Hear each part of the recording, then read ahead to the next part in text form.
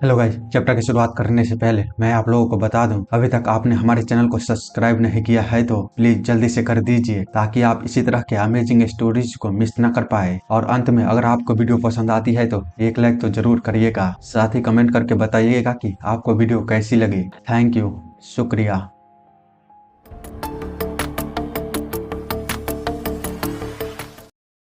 तो इस कहानी की शुरुआत वहीं से होती है जहां पर खत्म हुई थी। लाल भूतों की सेना का कैप्टन अपना attack flying of the incense dragon को करते हुए कहता है, क्या तुम मेरे साथ मजाक कर रहे हो? वो कैसे नंगे हाथों से मेरे flight of the incense dragon attack को इस तरह रोक सकता है? वह कमीना आखिरकार किस तरह का पर्सन है? वही जिन्बू उससे कहता है, अब जबकि मैंने तुम्हें हरा दिया है तो तुम्हारे लिए मेरे सवाल का जवाब देने का समय आ गया है। जो सुन वो बंदा कहता है, यह किस तरह की बकवास तुम कर रहे हो? जिस पर जिन्बू जैसे ही उसकी ओर आगे बढ़ता है तो वह पीछे हटते हुए कहता है, तुम मुझे इस तरह हंसाओ मत, तुमने मुझे अभी तक हराया नहीं है। पर जिन्बू उसकी एक भी ना सुनता और उसी के स्पेयर को लेता हुआ उसके सीने में एकदम से ही घुसा डालता है और उसे बताते हुए कहता है, मेरा अगला निशाना तुम्हारा गर्दन होगा, इसीलिए जल्दी जवाब देना शुरू कर दो। तो वह बंदा चिल्लाते हुए कहता है, तुमने सही कहा, व्हाइट ड्रैगन मर्चेंट ग्रुप के मर्चेंटों को गायब करने में हमारा ही हाथ है। दूसरी तरफ हम आयरन सेक्ट के कैप्टन और लाल भूतों की सेना का वाइस कैप्टन को देखते हैं जो कि एक दूसरे की ओर अटैक करने के लिए पूरी तरह से तैयार होते हैं। इसी के साथ कैप्टन अपना अटैक करता है, victory of the fairy dragon fang, और उस बंदे को मारता हुआ सीधे आगे की ओर निकल जाता है और फिर पीछे मुड़कर उससे कहता है, मुझे पहले से पता था, मुझे उस पर आसान नहीं जाना चाहिए था, लेकिन वही कमीना था जिसे पता नहीं था कि हार कब माननी है। इतना बोलते हुए उसका ध्यान उस बंदे की ओर जाता है, मेरा मतलब है कि लाल भूतों की सेना के वाइस कैप्टन की ओर, जो कि मरते ही अपने अंदर से किसी तरह के पॉइजन वाले धुआं को बाहर निकालने लगा हुआ होता है। जो देख वह चिल्लाते हुए कहता है, अभी ये क्या है? ये तो एक पॉइजन बम है, जल्दी सब लोग अपना कवर ले लो। इधर जिन्बू जब लाल भूतों की सेना के कैप्टन से बात कर ही रहा होता है, उसी समय उस पर भी अटैक होना शुरू हो गया होता है। जो देख वह झट से उससे दूर हटता है और उस एरो में बंधा हुआ एक पोटली को देखते हुए कहता है, वो है क्या? क्या वह कोई जहरीली चीज है? इतने में ही वह पोटली फटती है और उसे चारों तरफ से पॉइजन वाली धुआं घेर लेता है। जिन्बू उसमें अपनी नाक को बंद करते हुए कहता है, यह काफी खतरनाक है, धत तेरी की, वह इस धुएं के आड़ में पहले ही भाग चुका है, मैं उसे खो नहीं सकता। इतना बोलते हुए वह तुरंत ही उसके पीछे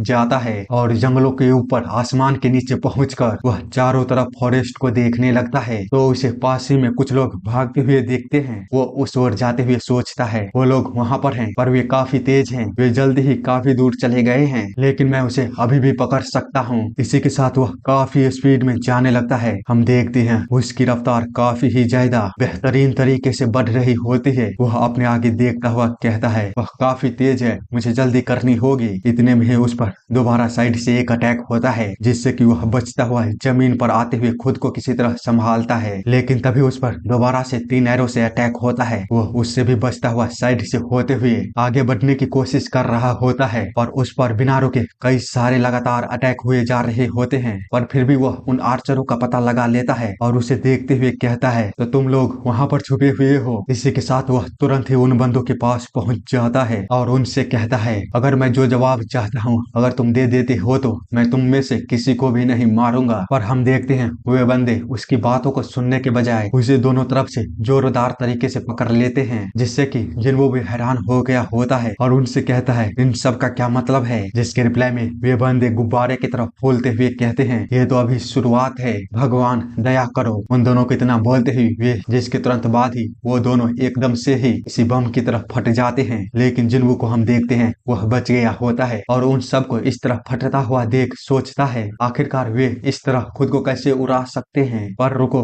उसके बोलने का क्या मतलब था कि यह अभी शुरुआत है। अंकल हुआंग प्लीज ठीक रहना, बेहतर होगा कि मुझे अभी जल्दी करनी होगी। पर यार यह बुरी बात है, काफी देर हो चुकी है, वे सभी पहले ही भाग चुके हैं, मैं कुछ भी पता नहीं लगा पाया। हाथ तेरे के, चलो क्या कर सकते हैं, अभी के लिए वापस चलते हैं। लेकिन यार मैंने अपना म्यान कहाँ फेंक दिया है। आगे हम वापस बैटलफील्ड को देखते हैं जहाँ पर कोई बोल रहा होता है, डेड बॉडी को इकट्ठा करना शुरू कर दो और घायलों का इलाज करो, साथ ही घोड़ों और कैरेज को भी देखो, हमें कितना नुकसान हुआ है। उनके द्वारा किए गए नुकसान काफी बड़ा है, उन सभी के शरीर का एक भी टुकड़ा नहीं बचा है। यूनान में हमारा पहला दिन इससे ज्यादा खराब नहीं हो सकता। तो जोंगली कहता है मुझे माफ कर दीजिए कैप्टन, मैं कमांडर था फिर भी ऐसा हुआ। जो सुन कैप्टन उससे कहता है तुम अधिक खुद पर जोर मत डालो, यह ठीक है, तुमसे ज्यादा तो मेरा फॉल्ट था। बुरी चीजें तो हमेशा होती ही है, जरूरी बस ये होता है कि हम उसे किस तरह से हैंडल करते हैं। इसीलिए चलो इससे मिलकर निपटते हैं। वैसे मुझे बताओ क्या हमारे सेक्ट के सभी मेंबर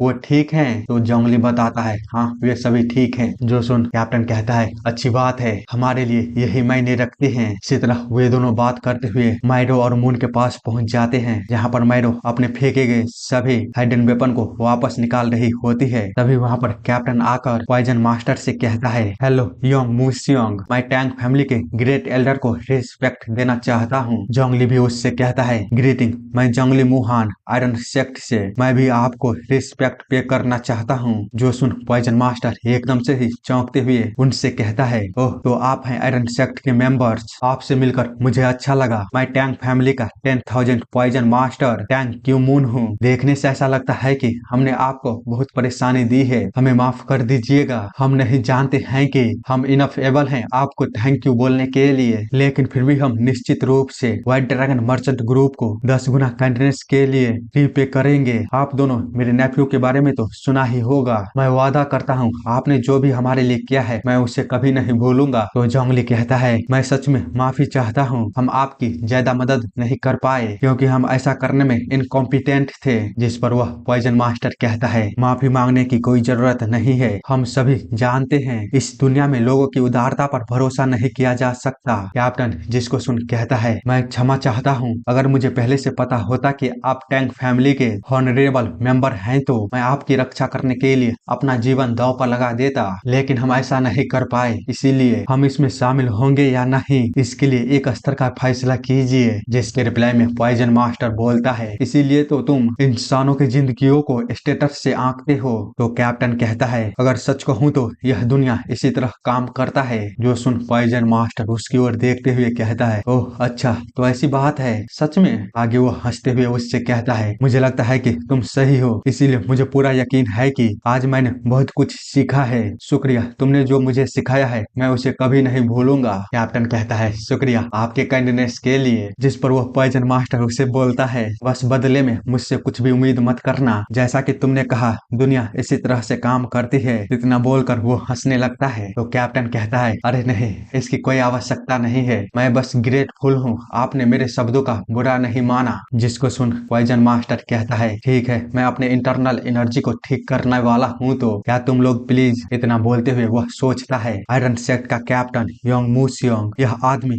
कोई साधारण साथी है भी या नहीं। आगे वह मून से कहता है ठीक है सर, तो मैं अपने घाव का इलाज पॉइजन से करने वाला हूँ जिसके कारण यहाँ पास में रहना खतरनाक होगा, तो क्या प्लीज आप कहीं और जाकर आराम कर सकते हैं। जो सुन कैप्टन भी समझ जाता है कि वो उसे ही बोल रहा है, तो वो उसे ग्रीट करते हुए कहता है ठीक है तो हम भी यहाँ से जा रहे हैं। वहीं मैरियो अपने अंकल की ओर देखते हुए कहती है क्या आप अभी शुरू करने वाले हैं। इतना बोलकर वो उसे रोकने के लिए उसके पास जाने लगती है, तो पॉइजन मास्टर उससे कहता है चिंता मत करो, तुम्हारी इमरजेंसी केयर के लिए शुक्रिया, हम सबसे खराब सिचुएशन से बच गए हैं तो अब आगे कोई दिक्कत नहीं होगी। साथ ही तुम्हारी मेहनत के लिए भी शुक्रिया, यह जरूरी है, मैं तुम्हें और परेशानी में नहीं डालना चाहता। मेरे पास इस मेथड को यूज करने के अलावा और कोई रास्ता नहीं है, इसीलिए मेक श्योर करना कि यहाँ पास में कोई भी ना आए। इतना बोलकर वह अपने आसपास किसी चीज को रख देता है जो कि 3 होता है और वो तीनों में से पॉइजन निकल रहा होता है। पहला होता है व्हाइट फॉग पॉइजन, दूसरा होता है पॉइजन अगेंस्ट पॉइजन, तीसरा होता है पॉइजन फॉर लाइफ। हम देखते हैं उससे निकल रहे पॉइजन उस पूरी प्लेस को किसी बादल की तरह घेर लिया होता है। जो देख कैप्टन कहता है मास्टर ऑफ 10,000 पॉइजन सच में अपने रेपुटेशन के लायक है। लोग ऐसे ही नहीं कहते हैं कि वह एक स्किलफुल पॉइजन मास्टर है,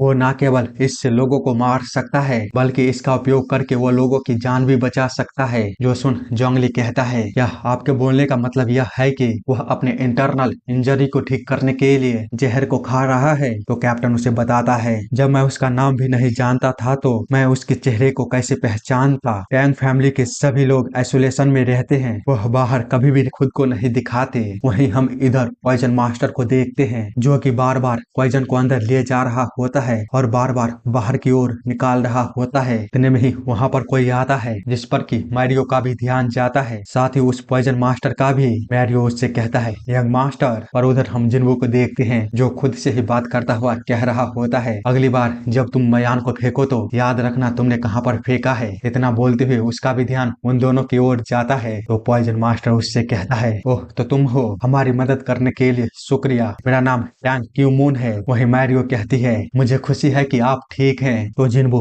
कहता है, मेरा नाम जिन्वो है और आपको इस तरह बोलने की कोई आवश्यकता नहीं है। परिस्थितियों को देखते हुए मैंने जो किया है उस स्थिति में ऐसा कोई भी करता। पॉइजन मास्टर जिसको सुन कहता है, मैं आपसे बात करने के लिए तरस रहा था। यह अच्छी बात है कि हम एक दूसरे से मिल गए। मैंने अभी अभी अपने घाव का इलाज पॉइजन से किया है, इसीलिए मुझे डर है कि मैं तब तक नहीं चल सकता जब तक कि मेरा शरीर पूरी तरह ठीक नहीं हो जाता। मुझे आशा है कि आप समझेंगे। तो जिन्वो कहता है, आपका घाव कैसा है? वह बताता है, वे अब बेहतर हैं, शुक्रिया 10,000 poison master tang Q moon की तरफ से। मैं आपकी दया के लिए रीपे करने का वादा करता हूँ। दूसरी तरफ हम आयरन सेक्ट के बंदों को देखते हैं जो कि जिन्वो की ओर देखते हुए सोच रहा था, जिन्वो वह खुद ही में एक पूरी दुनिया लगता है। उस आदमी के नाम के बारे में बात करें तो अब से पूरी मुरिम की दुनिया में हर कोई जल्द ही इसके बारे में बात करेंगे। जिसके अगले सीन में हम उन सभी को देखते हैं जो कि अब यूनान प्रोविंस के क्यूमिंग में पहुंच गए होते हैं। मैरियो मून से कहती है, आपने काफी हिम्मत से लड़े बॉडीगार्ड मून। तो मून कहता है, मैंने जो कुछ भी किया उससे मैंने बस उस आदमी को ब्लॉक किया था। अगर यह आपकी मदद के लिए नहीं होता तो मैं अब तक मर चुका होता। वही पॉइजन मास्टर जिन्वो को देखते हुए उससे कहता है,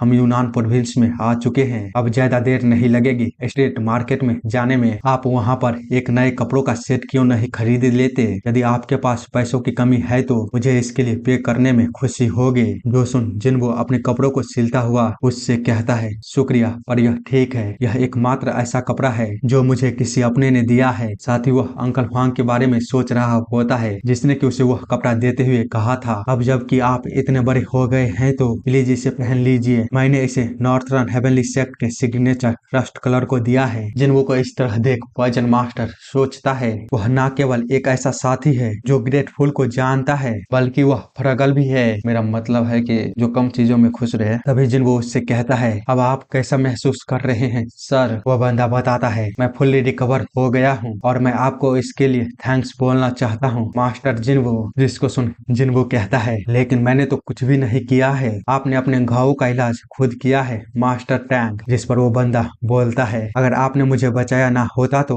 मैं अभी तक जिंदा नहीं होता और सांस नहीं लेता। आगे वह उसे देखते हुए सोचता है, उसके जैसे उम्र वाले यंग मैन को इस तरह होना मुश्किल है। यहाँ तक कि उसकी फाइटिंग टेक्निक भी मेरी सोच से परे है। यदि वह इस टेक्निक को इस लेवल पर मास्टरी हासिल कर सकता है तो जरूर उसे सिखाने वाला एक फेमस मार्शल मास्टर होगा, नहीं तो वह किसी प्रेस्टिजियस एकेडमी से पढ़ा होगा। इतना सोचने के बाद वह अपने पास से कुछ निकालते हुए जिन्वो से कहता है, मैं सही था, आपकी बाईं ओर एक घाव है। तो जिन्वो कहता है, अरे नहीं, वो तो बस एक छोटा सा खरोच है, कल सुबह तक वह ठीक हो जाएगा। पर वह पॉइजन मास्टर फिर भी अपने पास से एक पिल को निकालते हुए उसकी ओर करते हुए कहता है, चलो भी, अब जबकि आप यंग है तो आपको अपना ख्याल अच्छी तरह से रखना होगा ताकि जब आप बड़े हो जाए तो आपको सीरियस हेल्थ प्रॉब्लम ना हो। यह लीजिए, यह एक इफेक्टिव हर्ब है जिसको मैंने दशकों के रिसर्च से डेवलप किया है। इसे मैं रेड सिल्वर पिल कहता हूँ। यह 2 तरह के जहरों को डिटॉक्सिफाई कर सकता है और आपकी इम्यूनिटी को 10 सालों के लिए बढ़ा देगा। जो देख जिन्वो इससे कहता है, क्या यह मेडिसिन प्रीशियस नहीं है? आप बहुत उदार हैं सर। तो वो बंदा कहता है, बेशक यह प्रीशियस है। इस मेडिसिन को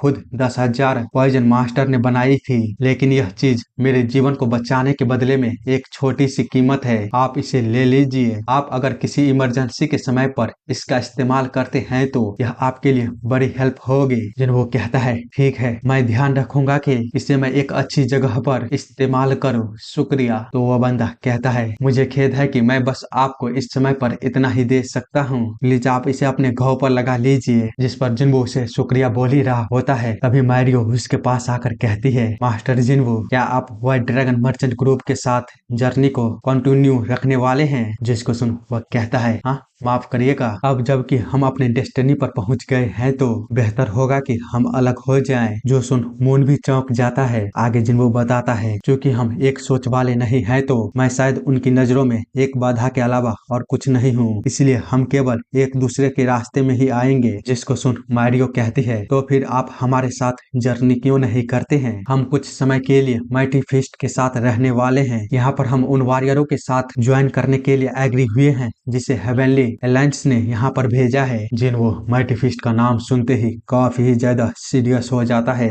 आगे कोई बताता है, हेवनली अलायंस के 9 स्काई प्रेजेंट में दुनिया पर शासन करने वाले 9 सबसे शक्तिशाली प्राणी हैं। उन्हें 9 स्काई भी कहा जाता है और 4 स्तंभ जो कभी नॉर्थ युआन का फॉलोवर हुआ करते थे, स्किल्ड वॉरियरों के साथ, जिसे 4 pillar of northern heavenly alliance कहा जाता था। जिनमें की जो च्युनवो, वो मेरे फादर के सबसे करीबी दोस्त था। उसे एक समय पर मैंने अपने अंकल के रूप में भी देखा था, लेकिन वह उस भयानक समय पर नॉर्थर्न हेवनली सेक्ट से मुंह मोड़ने वाला पहला पर्सन था, जिसके परिणाम स्वरूप उसे हेवनली अलायंस ने एक्नॉलेज किया और वो यहाँ यूनान में बस गया। आगे मैरियो कहती है, माइटी फिस्ट की हेल्प से आपके अंकल कुछ ही समय में मिल जाएंगे। तो जिन्वो कहता है, मैं आपके ऑफर को अप्रिशिएट करता हूँ, लेकिन मुझे डर है कि मैं आपको ज्वाइन नहीं कर सकता। जो सुनवो कहती है, क्या सच में ऐसा है? जिन्वो बताता है, मेरे पास कुछ ऐसा है जो कि मुझे पहले करना है, लेकिन जब मैं तैयार हो जाऊंगा तो मैं निश्चित रूप से आपके पास आऊंगा। जो सुन मैरियो कहती है, सच में यह बहुत बुरा है। अगर आप रेडी होंगे तो प्लीज हमें खोजिएगा। यदि आप इसे माइटी फिस्ट को दिखाएंगे तो वे आपको अंदर जाने देंगे। टैंग फैमिली के कुछ ही लोगों के पास यह टोकन जेड है, इसीलिए जब तक यह आपके पास रहेगा आप बिना किसी रोक ठोक के हेवनली अलायंस में भी जा सकते हैं। हम देखते हैं वह उस टोकन को उसे काफी प्यार से दे रही होती है, जिसे जिन्वो लेते हुए शायद सोच रहा होगा, भाई साहब ये चल क्या रहा है। वही उसका अंकल उन दोनों को काफी गौर से देख रहा होता है, जिस पर कि मारियो का ध्यान जाता है तो उसका अंकल उसे इशारा करते हुए कह रहा होता है, क्या बात है मेरी भतीजी, लगे रहो, बहुत अच्छा है। जो देख मारियो शर्म के मारे अपने मुंह को मोड़ लेती है। आगे कुछ देर बाद वाइजन मास्टर जिन्वो को बता रहा होता है, मुझे यकीन है कि आप अपना ख्याल रख सकते हैं, लेकिन फिर भी सावधान रहिएगा। क्यूनमुंग एक ऐसी सिचुएशन में है जिसे देखते हुए हेवनली अलायंस ने हमारी हेल्प मांगी है, तो यह स्पष्ट है कि यह स्थिति काफी गंभीर है, इसीलिए अपनी सुरक्षा के लिए अपनी पावर की पूरी तरह से इस्तेमाल करिएगा। तो जिन्वो कहता है, ठीक है मैं ध्यान रखूंगा। और कुछ ही देर बाद वे सभी वहां पर पहुंच जाते हैं, जहां पर कि पॉइजन मास्टर और मारियो उनसे अलग होने वाले थे। जिन्वो उस बड़े से महल को देखता हुआ सोचता है, तो यहीं पर माइटी फिस्ट रहता है। तभी पॉइजन मास्टर अपने सामान को बाहर निकालते हुए कहता है, चलो अब बेहतर होगा कि हमें अब जाना चाहिए। मैं उम्मीद करूंगा कि हम फिर से मिलेंगे। वही मारियो जिन्वो से कहती है, हमें आपका इंतजार रहेगा मास्टर जिन्वो। तो जिन्वो उन दोनों को ग्रीट करते हुए कहता है, प्लीज हमारे अगली बार मिलने तक आप अपना ध्यान रखिएगा। जो सुन वे दोनों वापस पलटकर उस महल के अंदर जाने लगते हैं, लेकिन मारियो जाते जाते जब पलटकर जिन्वो को देखती है तो जिन्वो अपना मुंह फेर लेता है। ये बंदा जिन्वो से कहता है, अब तक सब कुछ के लिए आपका शुक्रिया। ये सब वो उस पॉइजन मास्टर और मारियो को बोल ही रही होती है। तभी उसके पीछे जिन्वो आते हुए कहता है, अब जबकि हम यूनान पहुंच गए हैं तो मुझे लगता है कि यह सबसे अच्छा होगा कि मैं अलग जर्नी पर चला जाऊं। तो वो बंदा कहता है, क्या यह फैसला तुमने खुद से की है? जिन्वो उससे कहता है, मैं माफी चाहता हूँ आपको इतना परेशानी देने के लिए। जब आप लोग मुझे यूनान के जर्नी पर लाने के लिए इतना दयालु थे। इधर कैप्टन भी उसकी ऐसी बातों को सोचते हुए कहता है, तो वो यहाँ से अलग हो रहा है, यह कितनी शर्म की बात है। सच में यह बहुत बड़ा शर्म है। वह थोड़ा सा रूड है, लेकिन मैं फिर भी उसे आयरन सेक्ट में शामिल करना चाहता था, केवल उसकी ताकत को देखते हुए। या ऐसा कुछ भी नहीं है जो मैं कर सकता हूँ उसे अपनी ओर लाने के लिए। खैर चलो कोई बात नहीं, मुझे यकीन है कि हम एक दिन दोबारा जरूर मिलेंगे। इस मुरिम की दुनिया में जिसे आप अपना मानते हैं वो भी आपको धोखा दे सकता है और आपके खिलाफ साजिश रच सकता है। मैं बस भगवान से प्रार्थना करता हूँ कि हम जब भी दोबारा मिले तो दुश्मन के रूप में ना मिले। जिन्वो आगे हम देखते हैं, ये बंदा जिन्वो से कहता है, ठीक है मैं तुम्हारे डिसीजन को रिस्पेक्ट करता हूँ, हम तुम्हारे अंकल को खोजने के लिए अपना बेस्ट करेंगे, लेकिन अगर तुम तीसरे यंग मास्टर और उसके साथ मिसिंग बॉडीगार्ड से मिलते हो तो प्लीज उन सभी को सेफ रखने की कोशिश करना। उसी समय मून भी उसके पास आते हुए कहता है, इस पूरे टाइम मेरी देखभाल करने के लिए आपका शुक्रिया कैप्टन गोंग। जिसको देख गोंग कहता है, मून क्या तुम भी उसको फॉलो करने वाले हो? मैं गारंटी देता हूँ कि यह तुम्हारे लिए आसान नहीं होगा।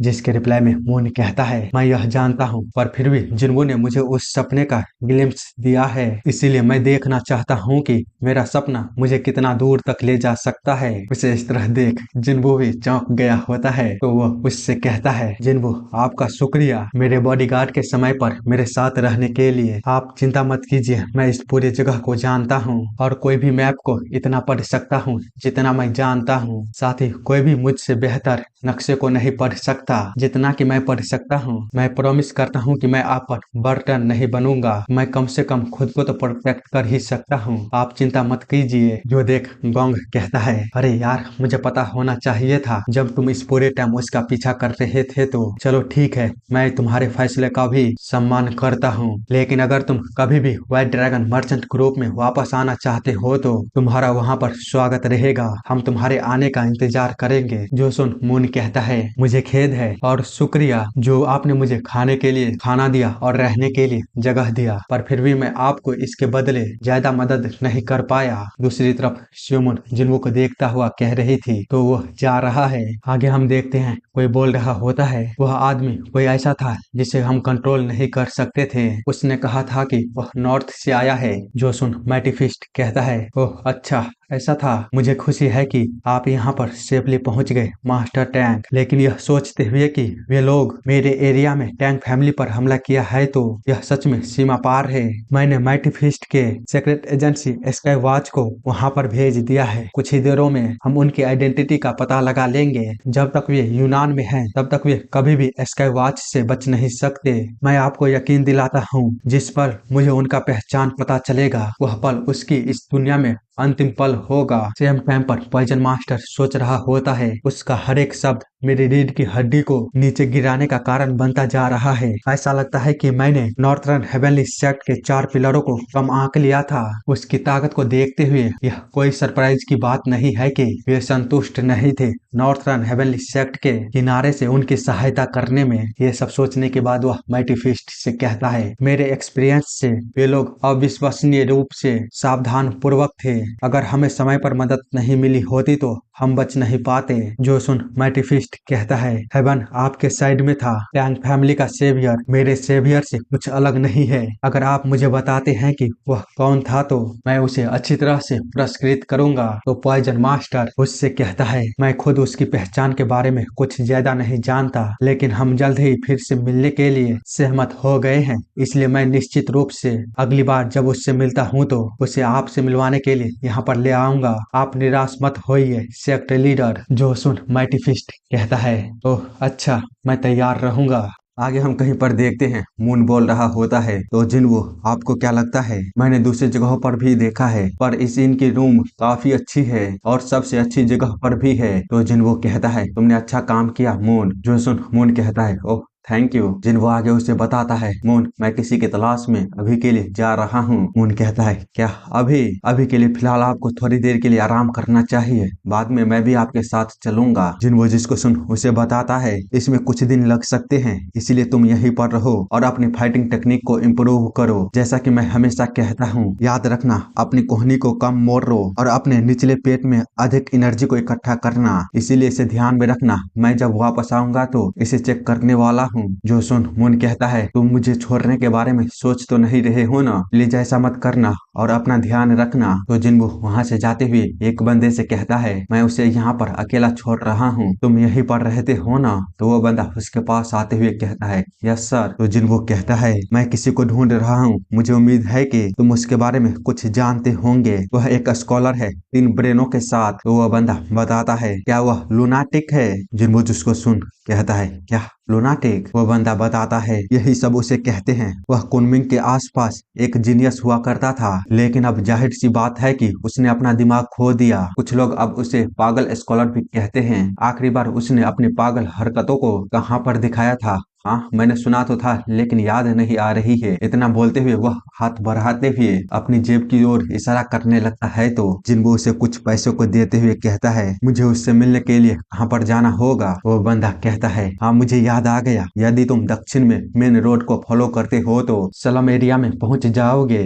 वहाँ एक जगह है जिसे सेमपोंग कहा जाता है जो वास्तव में एक जुआ का घर है। मैंने सुना है कि वह आखिरी बार वहाँ पर दिखा था, लेकिन तुमको सावधान रहना होगा, वह जगह खतरनाक है। तो जिन्वो वहाँ से जाते हुए कहता है तुम्हारा शुक्रिया, मैं और अधिक सावधान रहूंगा। आगे हम कहीं पर देखते हैं 3 बंदे बोल रहे होते हैं क्या तुम जिन्वो हो? तुम्हारा मतलब कि तुम चोर हो? तुम हमें परेशान कर रहे हो, आखिरकार तुम आए कहाँ से हो? बेहतर होगा कि तुम हमारा मजाक मत उड़ाओ, इस जुआ घर को हम बंद करने की कोशिश में काफी बिजी हैं। तुमको अपनी मौत की इच्छा करनी चाहिए या उस कमीने ने तुम्हें यहाँ पर हमारे घाव पर नमक छिड़कने के लिए भेजा है? वो तीनों इसी तरह बड़बड़ा रहे होते हैं, जिसको देख एक बंदा कहता है उस कमीने को यहाँ खुद को दिखाने की हिम्मत कैसे हुई? यह हमारे चेहरे पर एक और थप्पड़ है। उन सभी की इतनी सारी बातों को सुन जिन्वो बोर होते हुए उन सभी से कहता है मुझे माफ करना, लेकिन क्या यहाँ पर कोई समस्या है? तो पीछे बैठा बंदा उठते हुए उससे कहता है हाँ इसमें कोई शक नहीं है, यह कमीना जरूर उस लूनाटिक के साथ काम कर रहा है, इसके दोनों पैरों को तोड़ दो।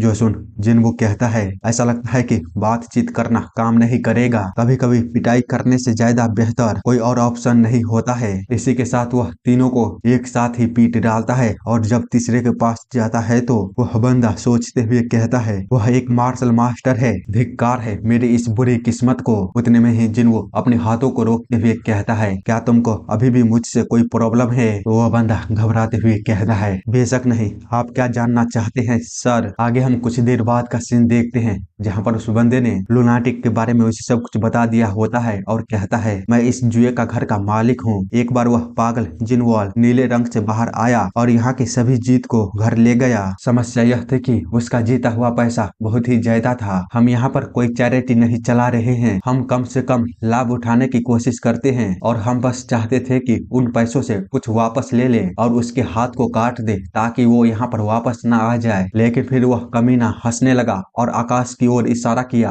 हमें लगा था कि वह पागल है, लेकिन फिर हमारा दिमाग घूमने लगा क्योंकि हमारे सामने कुछ स्वर्गीय महिलाएं पेयर होने लगी थी। हम देखते हैं उन सभी को देख वे सारे बंदे अपने कपड़ों को खोलकर जमीन पर लिपट गए होते हैं। वही लूनाटिक यानी कि जिनवाल वहां से जाते हुए कह रहा होता है जैसा कि मैंने सोचा था, मनुष्य अपने तर्क से अधिक अपनी प्रवृत्ति पर हावी होते हैं, पर यह सिर्फ इतना है कि इन कमीनों में नीची वृत्ति होती है, वे बिल्कुल ही किसी जानवर से अलग नहीं है। इसी के साथ अभी का सीन देखते हैं जहाँ पर जिन्वो सोच रहा होता है क्या उसने किसी तरह के इल्यूजन का अटैक किया था। तभी वह बंदा आगे बताता है जब तक वह हमारे पास रहा उस कमीने ने हमारे जुआ घर को पूरी तरह से साफ कर दिया और यहाँ से गायब हो गया। जुआ घर चलाने के लिए किसी की रेपुटेशन बहुत ही ज्यादा मायने रखती है, इसीलिए हम यह सब कर रहे हैं। तो जिन्वो उससे आगे पूछता है आखिरकार वह कहाँ पर मिलेगा? वो बंदा बताता है हम उसे ट्रैक करने की कोशिश कर रहे हैं ताकि हम उसे मार सके। कुछ लोगों ने बताया था कि उन्होंने उसे इस सड़क के अंत में देखा था मवेशियों के बाजार में, लेकिन हम सच में इसकी कंफर्मेशन नहीं कर सकते।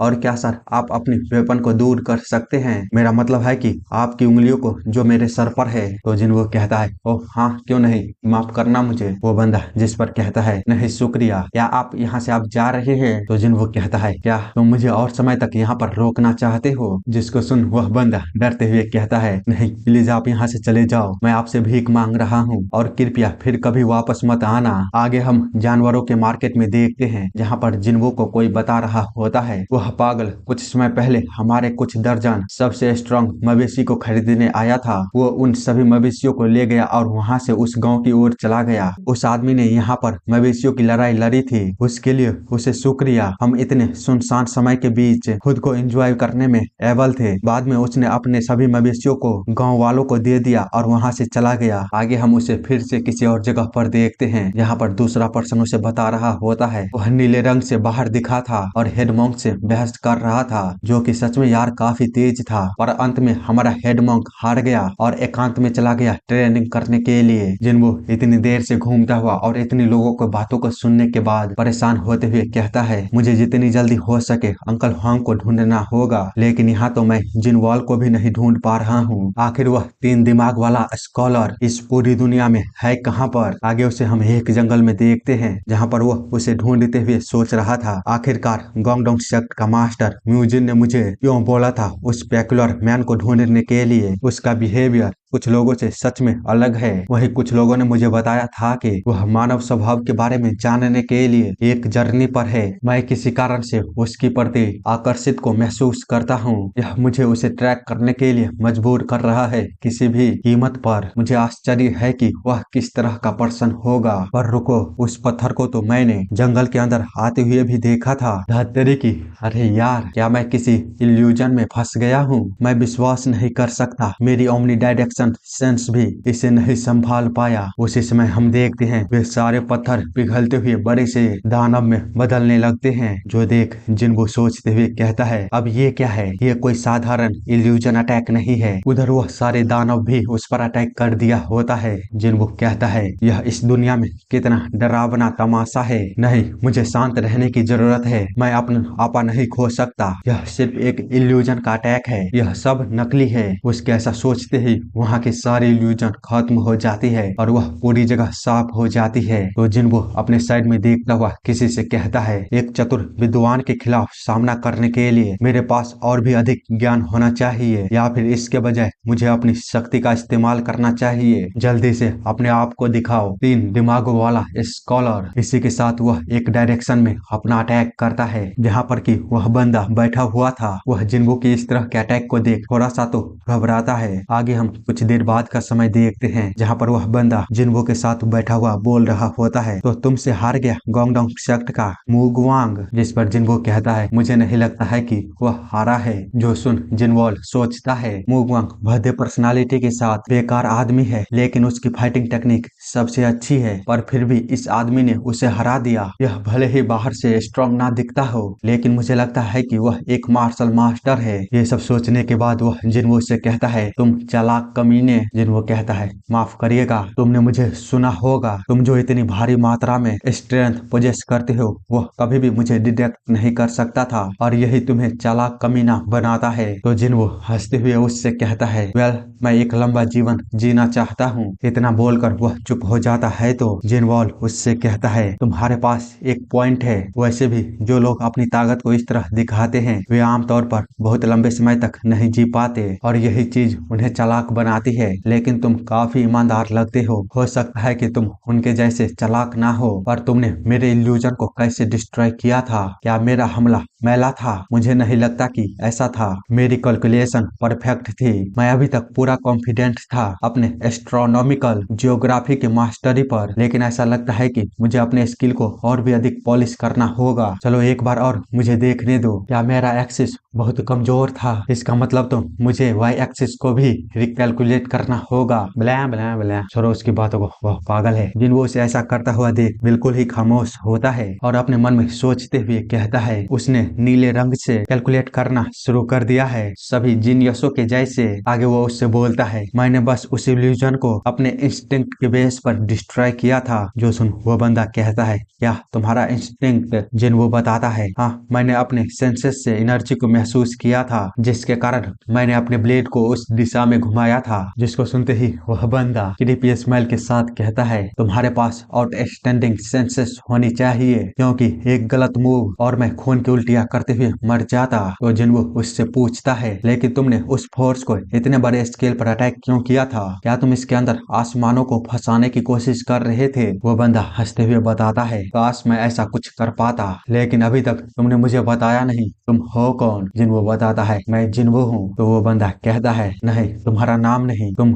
वास्तव में हो कौन? जोसन जिन्हो थोड़ी देर शांत रहने के बाद उससे बोलता है, इससे क्या ही फर्क पड़ता है, मेरे पास उस तरह का जवाब नहीं है जिसकी तुम अपेक्षा करते हो। जिन्वॉल जिस पर कहता है, तुम छोटे कमीने कहीं के, क्या तुम इसी तरह आगे बढ़ने वाले हो? तो बताओ मुझे, तुम यहाँ पर क्या करने के लिए आए हो? जिन्हो बताता है, गोंगडोंग सेक्ट का मास्टर मूंगवांग ने मुझसे कहा था कि हम दोनों का मिलना अच्छा होगा, इसीलिए मैं यहाँ पर यह जानने के लिए आया हूँ कि उसने ऐसा क्यों कहा था और तुम किस तरह के पर्सन हो। जिसके रिप्लाई में जिन्वॉल कहता है, क्या तुम पागल हो? तुम यहाँ पर इसलिए आए क्योंकि मूगेंग ने तुमसे यह कहा था, या फिर तुम अपने इंस्टिंक्ट को फॉलो फॉलो कर रहे थे। आगे वह उससे बोलता है, खैर चलो ठीक है, तुम मुझसे कुछ भी पूछ सकते हो जो तुम चाहो। उदाहरण के लिए तुम मुझसे पूछ सकते हो कि मैं अपनी उम्र के हिसाब से इतना छोटा क्यों दिखता हूँ और मैं अपने स्किन को इतना चिकना कैसे रखता हूँ। तो जिन्हो उससे कहता है, मैं यहाँ पर किसी को ढूंढ रहा हूँ जो यहाँ कुनमिंग में 6 महीने पहले लापता हो गया था। जो सुनते ही जिनवॉल कहता है, तुम्हारा मतलब कि व्हाइट ड्रैगन मर्चेंट ग्रुप से कोई है।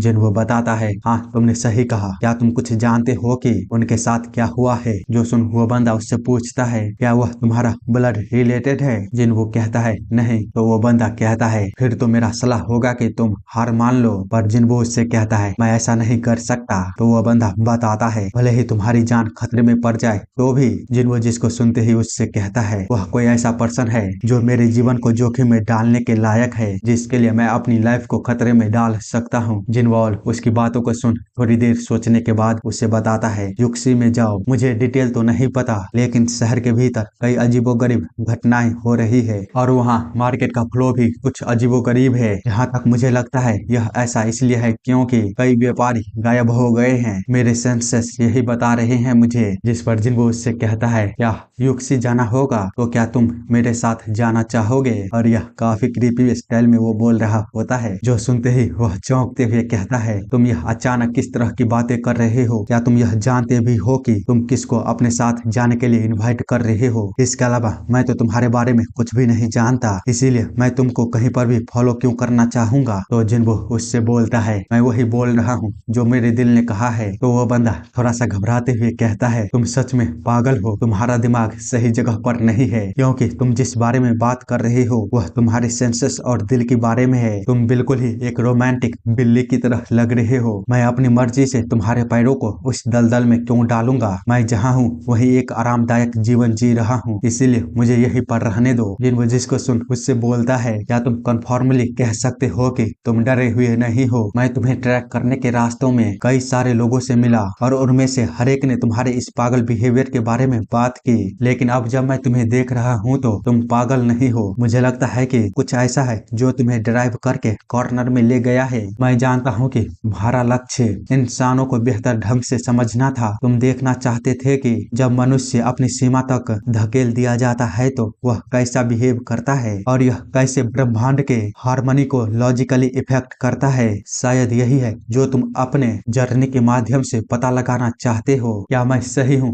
पागल स्कॉलर। जो सुन वह बंदा पहले तो शौक होता है, लेकिन थोड़ी ही देर बाद वह हंसते हुए बोलता है, अरे यार मैं विश्वास नहीं कर सकता कि तुम इतने दिलचस्प साथी हो सकते हो। एनीवे, पर फिर भी मुझे युक्सी जाने में कोई दिलचस्पी नहीं है, लेकिन मैं तुमको शुभकामनाएं दे सकता हूँ। पृथ्वी और आकाश के बीच लोग रहते हैं। मेरा अस्तित्व ब्रह्मांड के भीतर एक संतुलन बनाता है और मेरे बिना दुनिया के पास अब अस्तित्व का कोई कारण नहीं होगा। इसीलिए अंत में मुझे दुनिया के अस्तित्व के लिए मौजूद होना ही चाहिए। इतना बोलकर वह वहाँ से जाने लगता है तो पीछे से उसे देखता हुआ जिन्हो कहता है, आपके चाय के लिए शुक्रिया। जिसके रिप्लाई में वो बंदा बोलता है, अगर भाग्य अनुमति देता है तो मैं तुमसे फिर मिलूंगा। आगे हम कहीं दूसरी जगह पर देखते हैं जहाँ पर कोई बोल रहा होता है, क्या व्हाइट ड्रैगन मर्चेंट। तो दूसरा पर्सन बोलता है, हाँ व्हाइट ड्रैगन मर्चेंट ने कुछ लोगों को यहाँ पर भेजा है। यह छठी बार है जब किसी मर्चेंट ग्रुप ने हमसे मदद मांगी है। व्हाइट ड्रैगन मर्चेंट ग्रुप के अलावा 6 से अधिक मर्चेंटों का ग्रुप है जो कि यहाँ यूनान में लापता हो गए हैं, जिसको कि माइटी फिस्ट चुपचाप सुन रहा होता है। तो वो बंदा जो कि माइटी फिस्ट का एल्डेस्ट सन जो वुंग क्योंग होता है वो उसे आगे बताता है, हमें उन्हें दिलासा देना चाहिए फादर। तो माइटी फिस्ट कहता है, मैं तुम्हें उसे खुद से संभालने का मौका दे रहा हूँ। साथ ही जो सुन वो बंदा कहता है, हाँ और क्या फादर। जो सुन माइटी फिस्ट कहता है, कुछ नहीं, बस उन्हें जाकर थोड़ा सा दिलासा दे दो और अब तुम यहाँ से जा सकते हो। जो सुन वह बंदा उसे ग्रीट करते हुए वहाँ से चला जाता है। वहीं माइटी फिस्ट एक आदमी को आवाज लगाता है तो वहाँ पर एक पर्सन आते हुए बोलता है, हाँ मास्टर। माइटी फिस्ट बताता है, मेरा बेटा एक अच्छा लड़का है, लेकिन वह काफी ही ज्यादा सॉफ्ट हार्टेड है। यदि वह एक शक्तिशाली शासक बनना चाहता है तो वह अपने भावनाओं पर इतना लटक नहीं सकता। तुम वुन क्यों के बारे में क्या सोचते हो। तो वो बंदा जो कि हेड होता है माइटी फिस्ट के इंटेलिजेंस एजेंसी के स्काई वॉच का प्योंग, वह कहता है, आपके उत्तराधिकारी के रूप में सर उसके सबऑर्डिनेट उस पर भरोसा करते हैं, साथ ही वह अपने काम में अच्छा है। मुझे यकीन है कि वह अच्छा ही करेगा। जो सुन माइटी फिस्ट बोलता है, वह वही होगा जो मेरे सभी बिजनेस को संभाल संभालेगा। बस मुझे चिंता है कि वह मेरे फैसले का जवाब कैसे देगा। किसी भी तरह से उसे इस मामले से दूर करने की कोशिश करो। अगर उसे सच्चाई का पता चल जाता है तो मुझे यकीन है कि वह इसे कभी भी स्वीकार नहीं करेगा। जिसके रिप्लाई में वह बंदा बोलता है, यस मास्टर, आप चिंता मत करिए, वह एक बार में बस 1 मीटर के करीब ही सीख पाएगा। वैसे भी आप एक बाघ हो, इसीलिए निश्चित रूप से यंग मास्टर भी एक बाघ ही हैं। तो माइटी फिस्ट कहता है, मेरा कोई इंटेंशन नहीं है यूनान के एक छोटे से कॉर्नर में बसने की। अगर मुझे ऐसा ही करना होता तो मैं कभी भी सेक्ट लीडर जिनको धोखा नहीं देता, जिनका मैं सम्मान करता था और फॉलो भी, नॉर्थ वॉल जिन कुआनो वह केवल साइलेंट नाइट को रोकने पर फोकस कर रहा था, मैं उससे बड़ा मूर्ख कभी भी अपनी पूरी लाइफ में नहीं देखा। आखिरकार वह इतना अलग कैसे हो सकता है जब उसके पास पूरी दुनिया पर राज करने की शक्ति थी। तो अगर आपके पास शक्ति होती है तो इसमें कोई बुराई नहीं है इसका इस्तेमाल करने में। हेवनली एलायंस टैंक फैमिली को डिप्लॉय करके बहुत आगे बढ़ रहे हैं। इससे पहले कि वो अब और आगे बढ़े, हमें इस मामले को खत्म करना होगा। तो वो बंदा कहता है, आप निश्चिंत रहिए, यही कारण है कि मैंने यहाँ आपको फॉलो करने का अपना मन बनाया है। प्लीज आप बस आगे बढ़ने पर ध्यान दीजिए। मैं निश्चित रूप से किसी भी छोटी मोटी बातों का ध्यान रख लूंगा जो भी उत्पन्न होगा, लेकिन मुझे चिंता हो रही है कि हमें उम्मीद से ज्यादा खून बहाना पड़ सकता है। कम से कम सैकड़ों लोगों की या फिर उससे भी ज्यादा को अपनी जान गंवानी पड़ेगी। उसकी बातों को सुन माइटी फिस्ट कहता है, महान काम हमेशा एक कीमत पर आती है। अगर मैं इन क्षुद्र से आक्रोश को सामना करने के बारे में चिंता करता होता तो मैं इस रास्ते को पहली बार में ही शुरू नहीं करता। ऐसा लगता है कि जल्द ही फिर से खून की बारिश होने वाली है। आगे हम कहीं पर कैप्टन को देखते हैं जो कि बोल रहे होते हैं, मैं बिना पहले बताए यहाँ आने के लिए क्षमा चाहता हूँ। मैं आयरन सेक्ट का यंग मूसियंग हूँ और यह आयरन सेक्ट का वॉइस कैप्टन जंगली है, और यह रहे मिसियन और कैप्टन गंग जो व्हाइट ड्रैगन मर्चेंट ग्रुप के बॉडीगार्ड को लीड करते हैं। तो माइटी फिस्ट का सन यानी कि वोन क्यों कहता है, हमें आप सभी से मिलकर खुशी हुई। वही कैप्टन उसे देखता हुआ सोच रहा था, तो यही है वोन क्यों, डीमन माइटी फिस्ट का सबसे बड़ा बेटा जो च्यूनवो। तभी वोन क्यों कहता है, प्लीज आप लोग बैठ जाइए। जबकि कैप्टन बैठते हुए अभी भी सोच रहा था, ऐसा लगता है कि वह अपने फादर की तरह ताकतवर नहीं है, लेकिन उसके पास करिश्मा है अटेंशन को होल्ड करने की।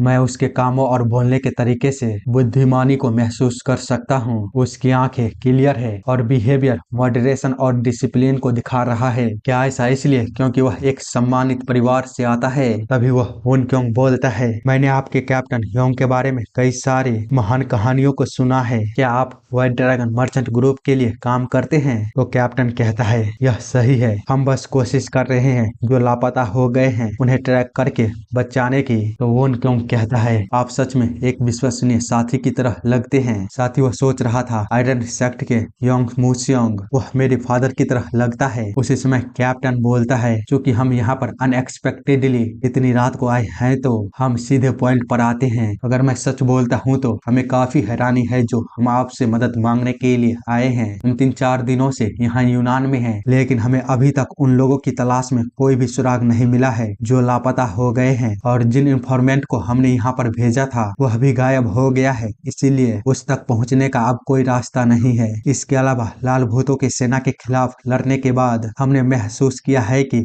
आगे और भी ऐसे खतरे हो सकते हैं, इसीलिए अपने संभावित नुकसान को कम करने के लिए हमें माइटी फिस्ट के साथ अलायंस को बनाना चाहिए। जो सुन वो क्यों कुछ बोलने ही वाला होता है, लेकिन तभी जंगली कहता है, यदि आप हमें हेल्प करते हैं तो आप व्हाइट ड्रैगन मर्चेंट ग्रुप के साथ एक अच्छा रिलेशन बना पाएंगे। वे दुनिया के सबसे शक्तिशाली मर्चेंट ग्रुपों में से एक है। यह माइटी फिस्ट के लिए भी एक अच्छा सौदा होगा। जो सुन वो क्यों कहता है, ओह तो आप यही चाहते हैं, ठीक है तो फिर हमने पहले सोचा था कि यह बस कुछ डाकुओं का काम है, इसीलिए हमने कॉम्प्लेसमेंट मैनर में आपको रिस्पॉन्स दिया था, लेकिन लोगों के लापता होने के बाद हमने स्थिति को गंभीरता से पहचाना और अब हम इंफॉर्मेशन को जमा करने और एक्शन लेने की प्रोसेस में हैं। इसलिए मुझे डर है कि हमारे पास शेयर करने के लिए बहुत कुछ नहीं है। जो सुन व्हाइट ड्रैगन मर्चेंट ग्रुप का कैप्टन उसे बताता है, यह हमारी जर्नी का चार्ज लेडी है, यह यंगर सिस्टर है यंग मास्टर ह्यून जाइमुंग की, जो कि लापता हो गए हैं। मुझे यकीन है कि इनकी प्रेजेंस आपको बता रही होगी कि उन्हें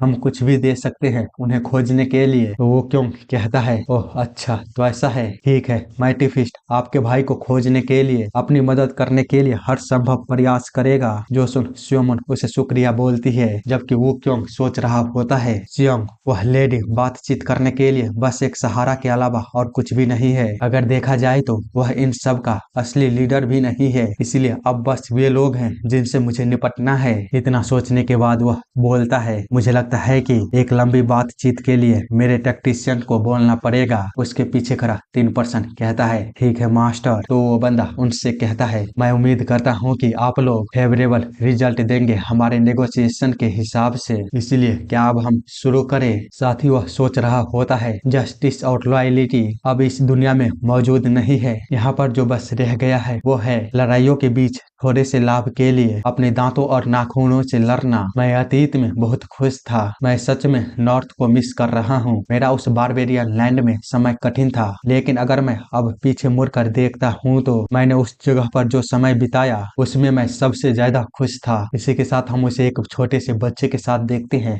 जो कि उसे बोल रहा होता है, कौन क्यों, क्या आप मुझे फाइटिंग टेक्निक सिखा सकते हैं प्लीज, मैं बीमार हूँ और किताबों को पढ़कर थक गया हूँ। मुझे नहीं पता फादर मुझे इतना पढ़ने के लिए क्यों बोलते रहते हैं। तो वो क्यों उस बच्चे से कहता है, अगर मैं तुम्हें सिखाता हूँ तो मुझे सेक्ट लीडर से डांट पड़ सकती है, तुम बस थोड़े से समय और रुको। मुझे पूरा यकीन है जब तुम बड़े हो जाओगे तो वो खुद तुम्हें सिखाएंगे कि फाइट कैसे किया जाता है। आगे वो क्यों कहता है, जो भी हुआ उसके लिए मुझे वास्तव में दुख है, लेकिन मैं पहले से ही ऐसी गाड़ी में हूँ जो रुक नहीं सकती। यहाँ तक कि आगे सड़क पर चट्टान भी आ जाती है तो भी मैं रुक नहीं सकता। मुझे माफ कर देना जिन्वो। अरे यार ये बच्चा जिन्वो था। खैर इसी के साथ हम जिन्वो को देखते हैं, यानी कि बड़े वाले को, जो कि तेज बारिश में कहीं पर जा रहा होता है और सोच रहा होता है कि जिनप्योल ने उससे क्या कहा था, कोई बड़े पैमाने पर षड्यंत्र रच रहा है। मुझे शक है कि उन्होंने ऐसा बस यूनान प्रोविंस पर कब्जा करने के लिए किया है, लेकिन जो भी हो, एक बार जब तुम इस मामले में शामिल हो जाते हो तो तुम एक हिंसक भवंडर में फंस जाओगे जो तुम्हारे भाग्य को खतरे में डाल देगा। जिन्वो उसकी बातों को याद कर सोचता है, ऐसा लगता है कि जितना उसे देखने से लगता है वह उससे ज्यादा जानता है। साथ ही उसका नाम क्या था, ओह हाँ, लाल भूतों की सेना का कैप्टन, नाम कुनबी। उसने कहा कि कोई और पर्दे के पीछे से तार खींच रहा है और वह सिर्फ उसका टूल है, लेकिन फिर भी उसकी लड़ने की टेक्निक बहुत इम्प्रेसिव थी। मुझे विश्वास नहीं हो रहा है कि वह किसी के द्वारा बस एक मोहरे के रूप में इस्तेमाल किए जा रहा है। खैर इस बात की बहुत अधिक संभावना है कि वे इस सब के पीछे होंगे।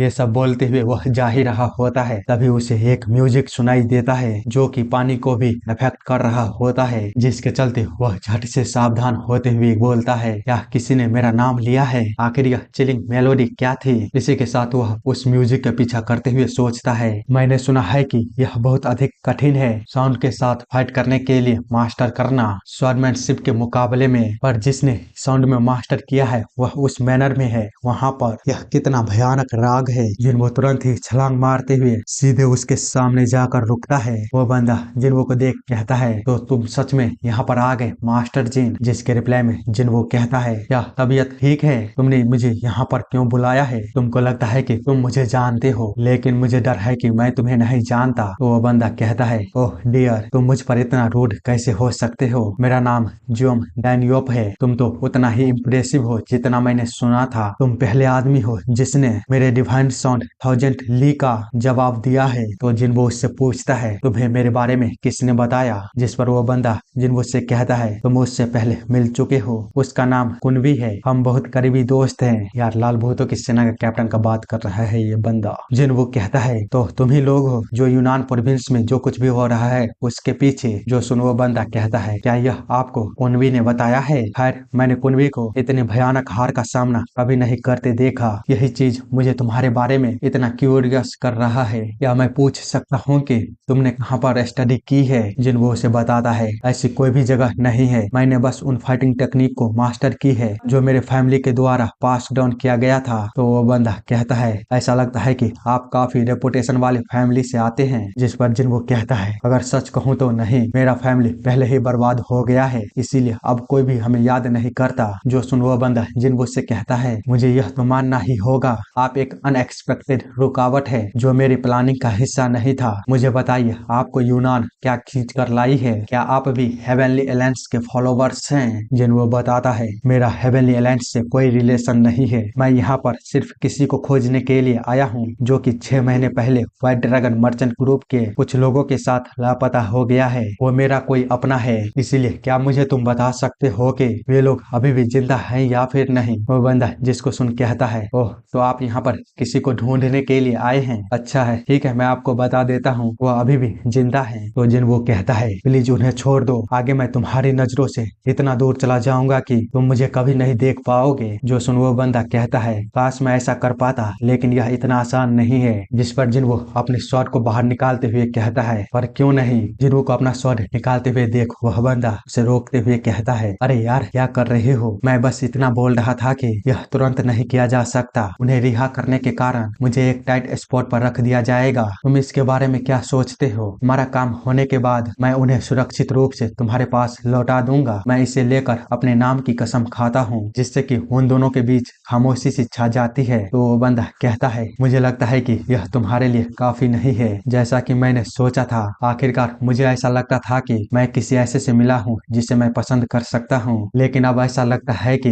हमारा किस्मत ही हमें एक खूनी मैच में शामिल करना चाहता है। यह कितना दुर्भाग्यपूर्ण है। इसी के साथ वह दोनों ही फाइट के लिए तैयार हो जाते हैं। पर चैप्टर यहीं पर खत्म होती है। मिलते हैं आप लोगों से भविष्य के किसी और वीडियोज में इसी तरह के अमेजिंग स्टोरीज के साथ। बाकी अभी तक अगर आप लोगों ने चैनल को सब्सक्राइब नहीं किया है तो प्लीज जल्दी से कर दीजिए, ताकि आप इसके अगले पार्ट को मिस ना कर सके। Take care and bye bye. ध्यान रखिएगा सब अपना।